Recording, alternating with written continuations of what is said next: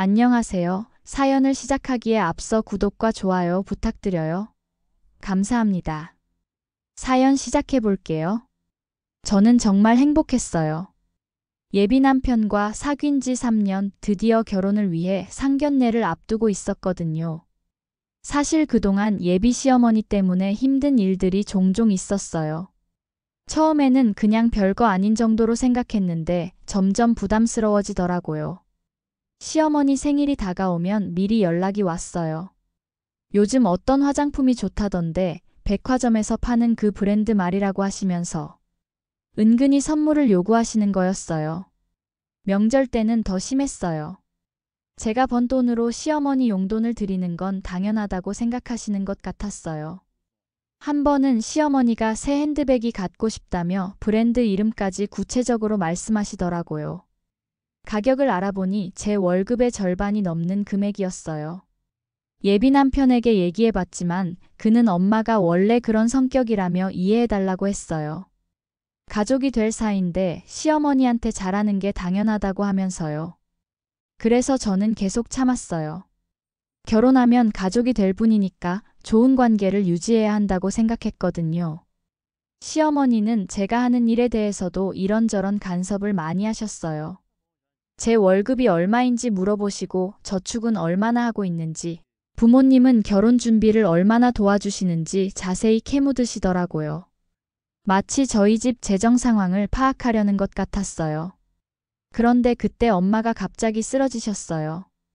병원에 급히 모셔갔는데 의사 선생님이 심각한 표정으로 희귀암이라고 생존율이 그리 높지 않다고 말씀하시더라고요. 그 순간 머리가 하얘졌어요. 예비 남편에게 울면서 전화를 걸었어요.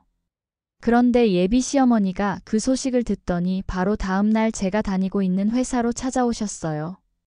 인사도 없이 안부도 묻지 않고 결혼 일단 미뤄야겠다고 말씀하셨어요. 그리고는 충격적인 말을 하시더라고요. 이대로 결혼하면 앞으로 들어갈 제 엄마 병원비를 자신의 아들한테 달라고 할 셈이냐며 희귀암 치료비가 얼마나 들 건데. 우리 아들이 힘들게 벌어서 감당하라고 하냐는 거였어요. 엄마가 암에 걸렸다는 걸 걱정하는 게 아니라 돈 걱정부터 하시는 거였어요. 저는 저희가 병원비를 달라고 한 적이 있냐며 제가 일도 하고 있다고. 그런 걱정은 안 해도 된다고 말씀드렸지만 소용없었어요. 시어머니는 제 작은 회사 월급으로 암 치료비가 되겠냐며 자신은 아들이 고생하는 거 못 본다고 하셨어요. 엄마 병 다 나을 때까지는 결혼을 미루라는 게 시어머니의 결론이었어요. 마치 저희 가족의 불행이 자신에게 피해를 주는 것처럼 말씀하시는 게 정말 충격적이었어요. 그날 밤 예비 남편과 길게 이야기했는데 그도 엄마 말이 맞다는 식으로 이야기하는 거였어요. 지금 결혼하면 정말 경제적으로 힘들어질 수 있으니 조금만 기다리자고 하더라고요.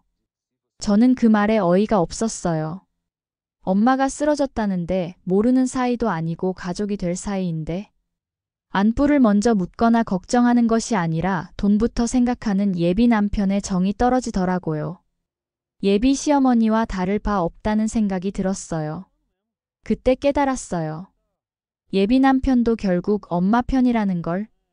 제가 힘들 때 옆에서 지켜주는 게 아니라 자신의 경제적 부담을 걱정하고 있다는 걸 말이에요. 언제까지 기다리라는 거냐고 물으니 엄마가 완전히 회복되거나 상황이 정리되면이라고 하더라고요. 상황이 정리된다는 게 무슨 뜻인지 알 수 있었어요. 엄마가 돌아가시면 그때 결혼하자는 뜻이었죠. 그 후로 시어머니는 더 노골적이 되셨어요. 엄마 병문안도 한 번 오지 않으셨고 오히려 예비 남편에게 저와 만나는 것도 줄이라고 하셨어요. 지금은 그 집에 휘말리면 안 된다고 병원비며 뭐며 계속 도움 달라고 할 텐데. 그럼 우리가 피해본다고 하시면서요.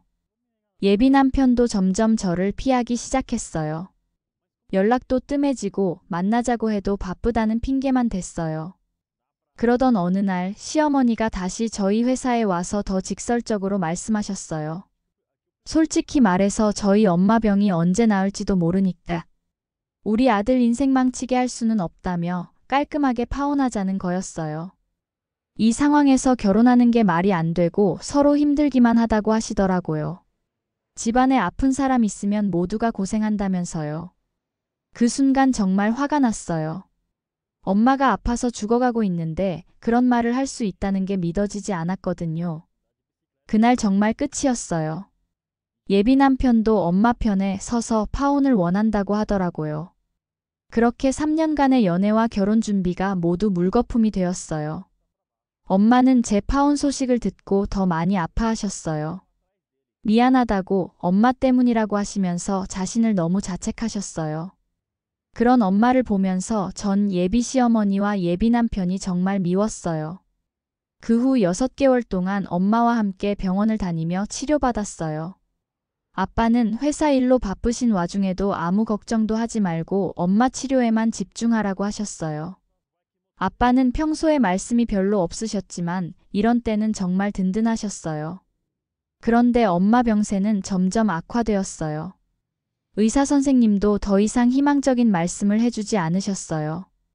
그리고 결국 그날이 왔어요. 엄마가 제 손을 꼭 잡고 괜찮으니까 행복하게 살라고 좋은 사람 만나서 결혼도 하라고 마지막 말씀을 하시던 날이요. 하지만 엄마는 그날 밤 조용히 숨을 거두셨어요. 정말 갑작스러웠어요. 아침에 일어나 보니 엄마가 차갑게 식어 있었거든요. 장례식 준비는 아빠가 모든 걸 처리해 주셨어요. 저는 너무 슬퍼서 아무것도 할 수 없었어요. 장례식장엔 화환이 정말 어마어마하게 많았어요. 복도를 가득 메울 정도로 화환들이 줄지어 있었어요. 그리고 조문객들도 엄청 많이 오셨어요. 화환 이름을 보고 놀랐어요. 유명한 건설회사, 상사, 그룹 전무 이런 식으로 되어 있었어요. 그런데 그때 익숙한 목소리가 들렸어요. 돌아보니 예비 시어머니였어요. 예비 남편과 함께 조문을 왔더라고요. 그래도 가족이 될 뻔한 사이인데 조문은 오는 게 예의라고 생각해서 온 거라며 너무 고마워할 필요는 없다고 하는 거예요. 정말 뻔뻔하다는 생각이 들었어요. 파혼시키고 나서 이제 와서 조문이라니. 예비 시어머니는 조문객들과 화환들을 보고 눈이 휘둥그레졌어요. 화환이 왜 이렇게 많냐며 놀라워하더라고요. 그때 마침 아빠께서 다른 조문객을 맞으시려고 나오셨는데 조문객 중 한 분이 아빠께 다가와서 중공업 부품 납품 관련 얘기를 하시고 이번 달 매출 보고서는 천천히 받아봐도 된다며 충분히 마음을 추스리라고 하시더라고요. 그 대화를 듣고 있던 예비 시어머니의 얼굴이 점점 굳어지더라고요. 그리고 다른 조문객이 또 다가와서 대표님, 이번에 신규 공장 건설하신다는 이야기 들었다며 축하드리고 싶지만 자리가 자리인지라 축하는 미뤄두시겠다며 조의를 표하셨어요. 그제서야 아빠가 단순한 작은 공장 사장이 아니라는 걸 깨달은 듯 예비 시어머니는 놀란 표정을 감추지 못했어요. 그때부터 예비 시어머니의 태도가 180도 바뀌었어요. 아빠께 다가가서 깍듯이 인사를 드리면서 이번 일로 정말 마음이 아팠다고 하더라고요. 아빠는 예비 시어머니를 보시더니 차갑게 조문. 와주셔서 고맙다고 말씀하시고는 다른 조문객들께 인사를 하시러 가셨어요. 예비 시어머니는 당황한 표정으로 저를 불러서 제 아버지가 어떤 일을 하시는 거냐고 물어보더라고요. 저는 그냥 제조업 하신다고 했는데 시어머니는 제조업이 이 정도냐며 화환들을 보라고 하더라고요. 예비 시어머니는 화환 이름들을 하나하나 읽어보더니 정말로 제 아버지가 이런 회사들과 거래를 하시는 거냐고 물어보시는데 저는 잘 모르겠다고 아빠가 회사 일 얘기는 집에서 잘 안 하신다고 했어요. 장례식이 끝나고 며칠 후 예비 시어머니가 저보고 할 얘기 있다며 만나자고 하더라고요. 우리가 좀 성급했던 것 같다고 저희 집 사정을 제대로 몰랐다고 하시면서요. 제가 지금 와서 무슨 말씀이냐고 하니 제 아버지가 이렇게 큰 사업을 하시는 줄 몰랐다며 오해한 부분이 있었나 보다고 하시더라고요. 정말 어이가 없었어요. 몇 달 전에는 저희 엄마 병원비 때문에 파혼하자고 하시더니 이제 와서 오해였다고 하시는 거였어요. 저는 저희 엄마가 아플 때는 언제고 이제 와서 그런 말씀하시냐고 했어요. 시어머니는 그때는 경제적으로 여유가 없어서 그랬던 거라고 하지만 지금 보니 저희 집이 이런 형편이면 얘기가 다르다고 하시더라고요. 돈이 있으니까 태도를 바꾸시는 거냐고 물으니 그런 게 아니라 저희 집 상황을 잘못 판단했던 것 같다고 하시면서 그때는 정말 몰랐다고 변명하시더라고요. 그때 예비 남편도 끼어들어서 다시 해보자고 그때는 자신이 너무 성급했다고 하더라고요. 정말 한심했어요. 제가 힘들 때는 등을 돌리고 이제 와서 저희 집 형편을 알았으니 다시 돌아오겠다는 거였어요. 저는 거절했어요. 그 후 며칠 동안 예비 시어머니는 계속 저에게 연락했어요. 문자도 보내고 전화도 하고 심지어는 회사 앞에서 기다리기도 했어요. 정말 미안하다고 우리가 저희 집 형편을 몰라서 그랬다고 이제 알았으니까 다시 해보자고 하시더라고요. 하지만 저는 마음을 바꿀 생각이 없었어요. 엄마가 아플 때 등을 돌린 사람들을 어떻게 믿을 수 있겠어요? 돈이 있다고 알아봤을 때는 이미 늦었어요. 한 달 정도 지나서 예비 시어머니가 마지막으로 찾아왔어요. 이번에는 큰 선물 가방까지 들고 오셨더라고요. 이것 좀 받으라고 자신들이 정말 잘못했다고 하시면서 결혼 얘기도 다시 해보자고 웨딩홀도 다시 예약하고 드레스도 다시 고르자고 하시더라고요. 저는 싫다고 이미 다른 계획이 있다고 했어요. 예비 시어머니는 다른 계획이 뭐냐고 설마 다른 남자라도 생겼냐고 하시더라고요. 그건 시어머니가 신경 쓸 일이 아니라고 했어요. 예비 시어머니는 화가 나신 것 같았어요. 저보고 너무하는 거 아니냐고 자신들이 잘못했다고 이렇게 빌고 있는데 왜 이렇게 나오냐고 하시더라고요. 저는 시어머니가 저한테 했던 말 기억나시냐고 네 엄마. 병원비를 내 아들한테 달라고 할 셈이냐라고 하셨던 그 말이 얼마나 상처가 됐는지 아시냐고 했어요. 시어머니는 그건 그때는 저희 집 사정을 정말 몰라서 그랬다고 알았으면 그런 말 안 했을 거라고 하시더라고요. 결국 본심이 나오더라고요.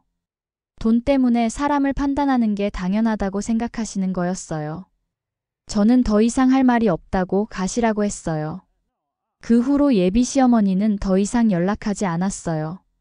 아마도 포기하신 것 같았어요. 지금은 이직한 회사에서 일하고 있어요. 때로는 예비 시어머니 생각이 나요.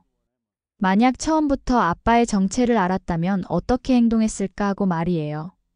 아마도 저를 공주 모시듯 했을 거예요. 하지만 그런 관계는 진짜가 아니에요. 결국 돈을 보고 하는 행동이니까요.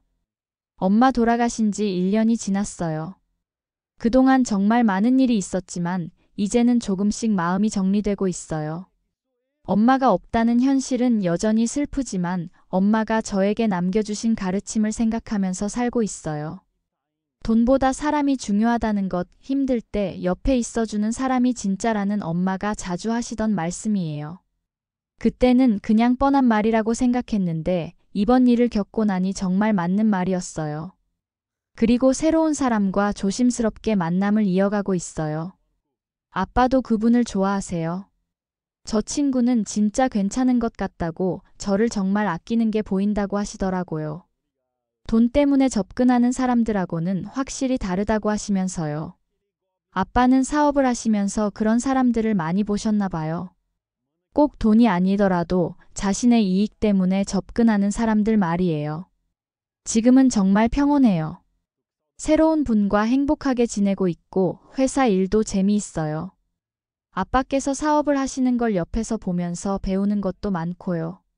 가끔 엄마 생각이 나서 슬플 때도 있지만 엄마가 저에게 남겨주신 교훈을 잊지 않으려고 해요.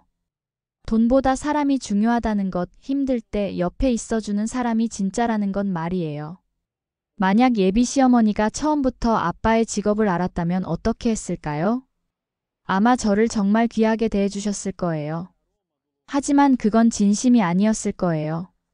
결국 돈 때문에 하는 행동이니까요. 진짜 좋은 사람은 상대방의 조건을 보고 판단하지 않아요. 그 사람 자체를 보고 좋아하죠. 지금 만나고 있는 분이 바로 그런 분이에요. 오늘도 그분과 데이트 약속이 있어요. 엄마 보러 같이 가자고 하시더라고요.